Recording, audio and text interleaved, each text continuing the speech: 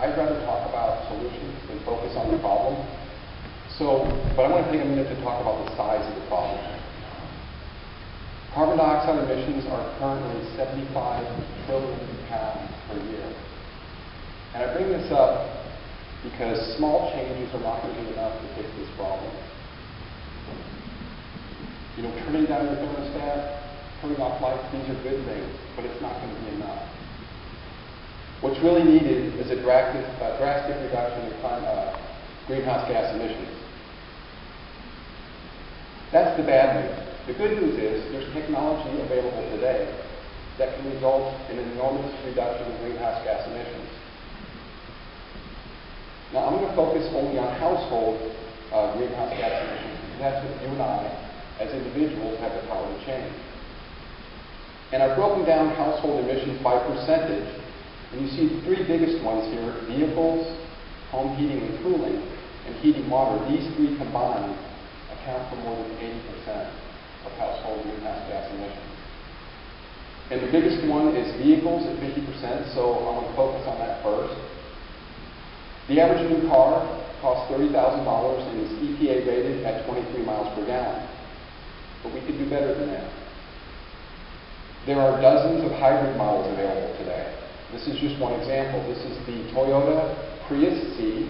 It's EPA rated at 50 miles per gallon, just like the Prius has been around for a while. But it's more affordable, starting at about $19,000. Now, can we do better than that? Here's one way we can get there.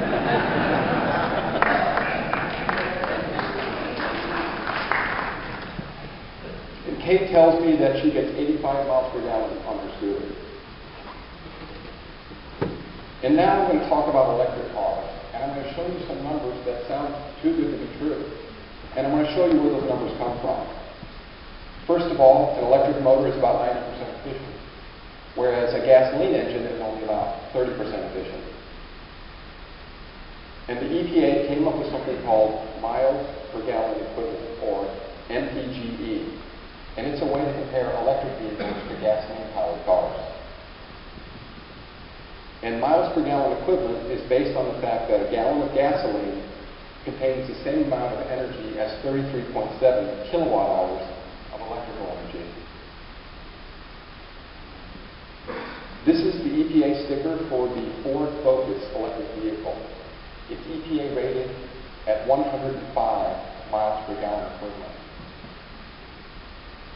Here's a picture of that car. It has a range of 76 miles. And one of the disadvantages of electric cars is they're kind of expensive. This one actually has a sticker price close to $40,000. But I've subtracted off $7,500 because there's a federal tax break of $7,500 for electric vehicles. And when I talk about some of these other vehicles, I would subtract it off the $7,500.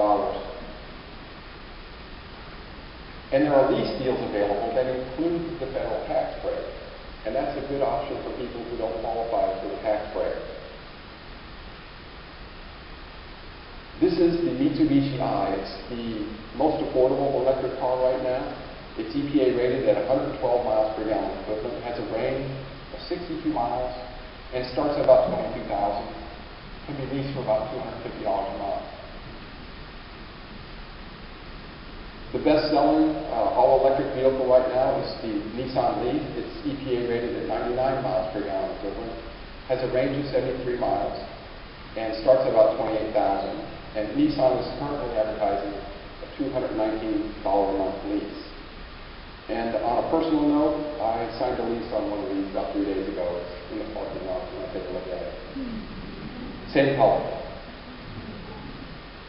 Now, the Chevy Volt is not a pure electric vehicle. It's what's known as a plug-in hybrid.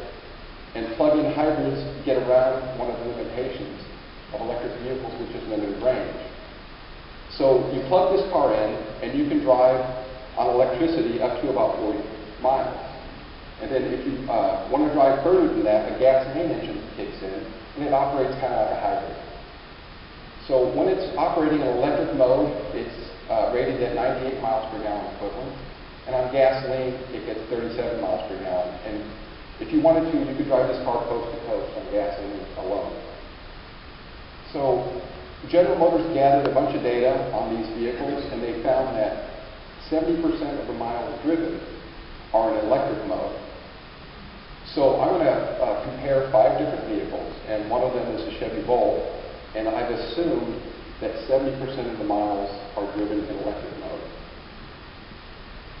And the Chevy Volt starts at about $32,000 and can be leased for about $300 a month. Now there are some other electric vehicles coming out soon. This is the Cadillac ELR, and it should be available by the end of this year. It's very similar to the Chevy Volt. It's a General Motors product and contains a lot of the same parts as the Chevy Volt. Now you may be wondering, if I have an electric car, what's it going to do to my electric bill? Well, electricity in our area is 8 cents per kilowatt hour. And if you do the math and you use that 33.7 that I talked about earlier, a gallon of electricity costs $2.70. So it's cheaper than gasoline, and an electric car gets about 100 miles per gallon of electricity. So we have very low operating costs with electric vehicles. And when the EPA estimates the annual cost for vehicles, they assume that each vehicle travels 15,000 miles per year. And I've taken 15,000 miles and I've done the math. And the average vehicle costs about $2,500 a year in gasoline. The Prius is about half of that. The Chevy Volt is even less. And the Nissan Leaf costs less to operate than an 85 mile per gallon scooter. And these numbers over here, this is what a gasoline-powered vehicle would have to get miles per gallon to equal the same cost. So 138 for the Leaf, 77 for the Volt.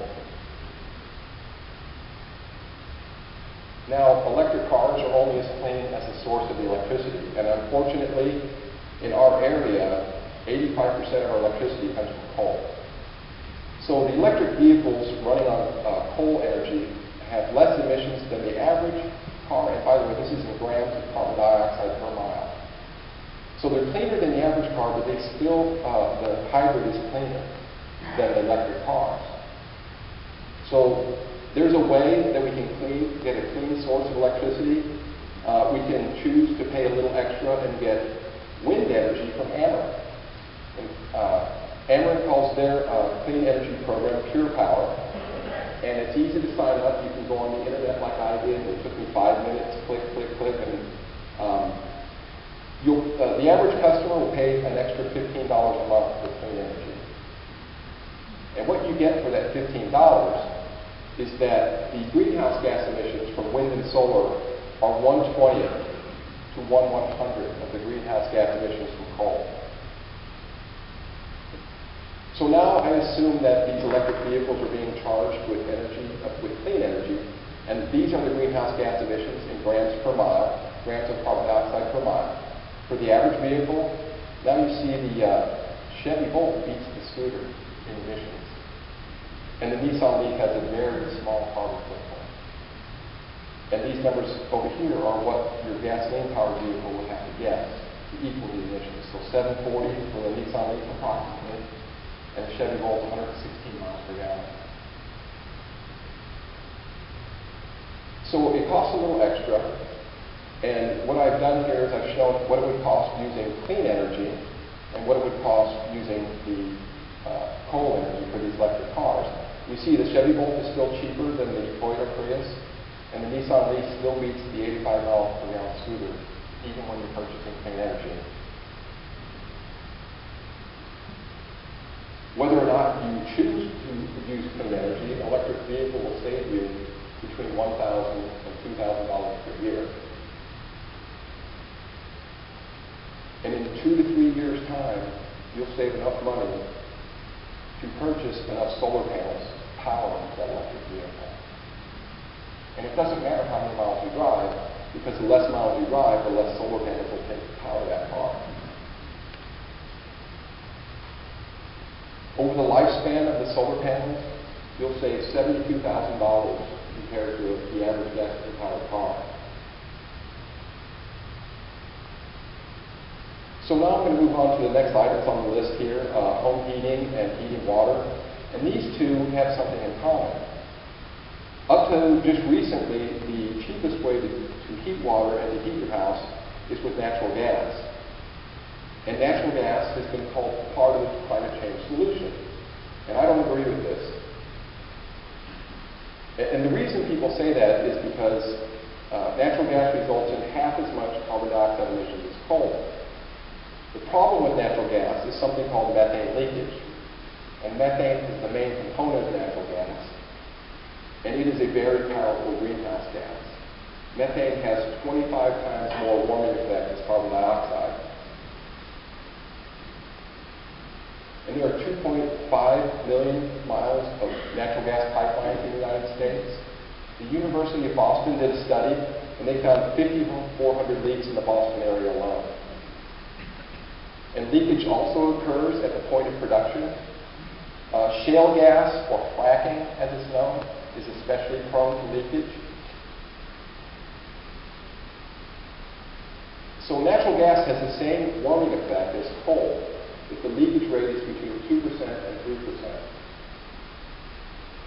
And some experts believe that the leakage rate is 4% or higher, but nobody knows for sure. Because the natural gas industry is suing EPA to keep leakage data from being made public. If the leakage rate were 0, natural gas would still result in 10 to 50 times more greenhouse gas emissions than wind and solar energy.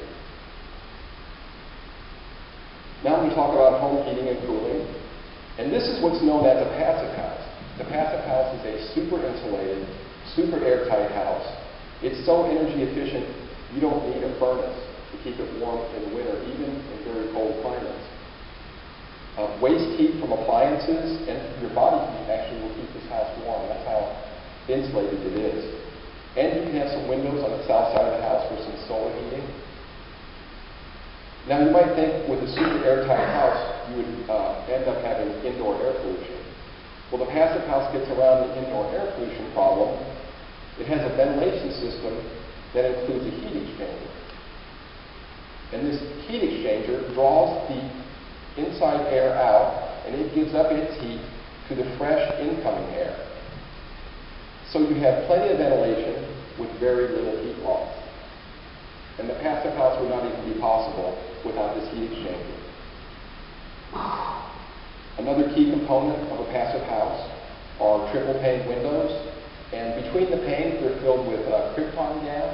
And this krypton gas has a higher insulating value than just plain air. They also have low E coatings, which reflect infrared energy. And the combination of all this results in an insulating value for this window that's greater than the exterior wall of a conventional house. And the super insulated passive house isn't a new idea. This is from the May 1981 issue of Popular Science magazine. But these types of houses haven't really caught on here in the United States. But the story is different in Europe, where tens of thousands of these houses have been built. It'll cost an additional $10,000 for the average size house to build to the passive standard, but your energy savings over 30 years will be about $60,000. At the very minimum, we should all have a professional home energy audit performed. If you plan on putting solar panels in your house someday, the installers will insist that you have the energy audit first. And you can get a professional home energy audit for about $50 from a company called Dr. Energy Saver. And you can find more information at St.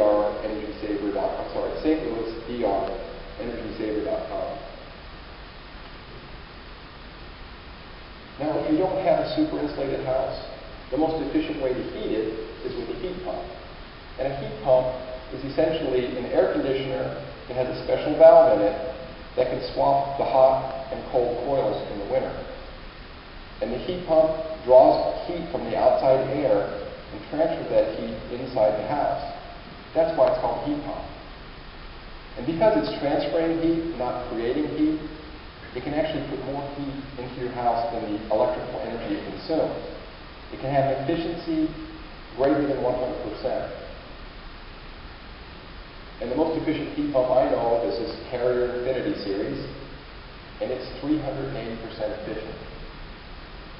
In other words, for every unit of electrical energy that this consumes, 3.8 units of heat energy is transferred inside your house. And these are the annual costs of heating the average house using a conventional electric furnace, using a high-efficiency gas furnace, and using the Carrier heat pump. And these are the greenhouse gas emissions for a conventional gas furnace, and that includes the leakage. This is the heat pump running on just coal energy, and this is the heat pump if you purchase clean energy or if you have solar panels on your house. Now, a heat pump is also an air conditioner. And a good time to consider a heat pump is when an old air conditioner needs to be replaced. And a high-efficiency heat pump is also a higher efficiency air conditioner. And you can cut your energy for air conditioning your house in half compared to a 10 to 15-year-old air conditioner. Now, the next item on our list is heating water. And there's a new type of water heater on the market. It's called a hybrid water heater. And a hybrid water heater uses a heat pump to heat the water. And it also has an efficiency greater than 100%. This particular one is 235% efficient. And these aren't hard to find. You can find them at Lowe's, Home Depot, any place where you buy appliances. And this is what it would cost for the average house per year to heat water with an electric furnace, electric water heater, a conventional gas water heater, a tankless gas, and the hybrid electric. And these are the greenhouse gas emissions in pounds of carbon dioxide per year for a gas water heater, the hybrid water heater just running on straight Ameren electricity, and the hybrid water heater if you switched over to clean energy or using solar panels to power it. So now I'm going to move on to the next item, which is refrigerators. And I'm not going to say much about refrigerators, except to say that each one has this energy label inside of it. Just choose the most efficient model that suits your needs. The next biggest contributor to greenhouse gas emissions is lighting. And if you switch from incandescent bulbs to fluorescents, you can reduce your lighting energy by 75%. Now, the rest of these items combined account for less than 5% of household greenhouse gas emissions. And one of the advantages of doing this type of analysis for me personally is I don't feel guilty about watching TV or using a computer or washing dishes. And you don't need to feel guilty about it either. It just doesn't take that much energy. These are the ones we need to worry about. So up to this point, I've talked about reducing our consumption of energy through energy efficiency. Now I'm going to talk about producing clean energy.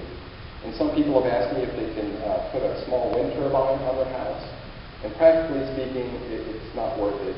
You don't get your money back.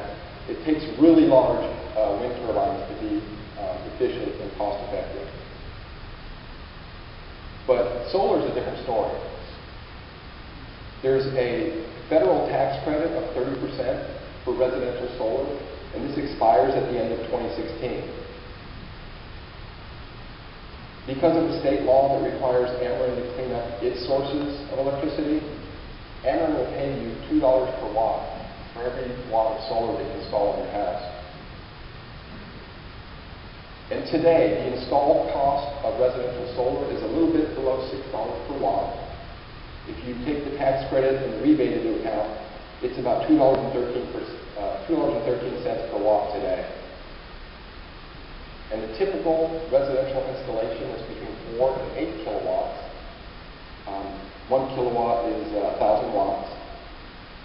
So your investment today would be between $8,500 and $17,000. The energy savings over the 30-year lifespan of the solar panels will be approximately $60,000. Now, you might ready to put solar panels on your house tomorrow, first you have to do the home energy audit to get that all taken care of. So what I've shown here is the 14-year trend of the installed cost of residential solar. Today it's a little bit below $6 per watt, and I'm estimating that in 2016 it'll be about $4.50 per watt. So if you take the tax credit and rebate into account, in 2016 it should be about $1.15 per watt. So your investment would be between $4,600 and $9,200 just before the tax credit expires. You still get that $60,000 in savings, obviously. And a really attractive option is solar leasing. The leasing company, they'll take the tax credit, they'll get the rebate, they'll do all that paperwork, and what you get in return is you put no money down, you begin saving money immediately on your electric bill, and you'll have a 20-fold reduction in your household greenhouse gas emissions. Now, if you want more detailed information about everything that I've covered in here, electric cars, heat pumps, etc., I've created a Facebook page called it Carbon Beyond. Hopefully that's an easy name to remember. So, I've shown you how we can drastically reduce our greenhouse gas emissions. We can do this without making big changes in our lifestyle, and you can save a lot of money. All we need to do is invest in this technology. And I believe if we do, that future generations will thank us for taking the first steps toward a very bright future.